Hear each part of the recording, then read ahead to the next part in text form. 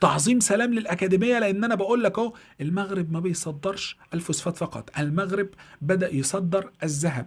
لعيبة بتطلع متأسسة كرة صح، قرية كرة صح، تحس إن هم تعلموا الكورة في الكتب وطبقوها على أرض الملعب. اللعب ممتع تستمتع بيه، يعني لا أخفيك سرا تستمتع بيه. يعني لو لبسوا الفريق ده اسود او اصفر او اخضر او اي لون تاني وما قالولكش ان الفرقة دي اكاديمية محمد السادس وانت اتفرجت عليهم هتعجب بيهم.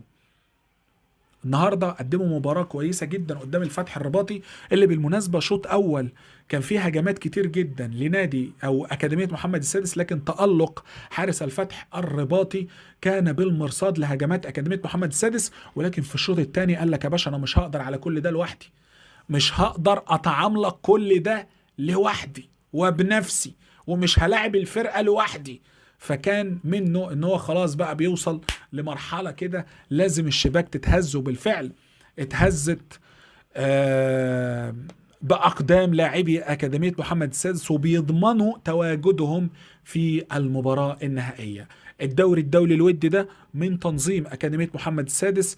المباراة اللي فاتت كسبوا فيها في ربع النهائي، كسبوا فيها ليدز يونايتد الإنجليزي، ولعبوا ليدز يونايتد الإنجليزي بعد ما تصدروا مجموعتهم بالعلامة الكاملة.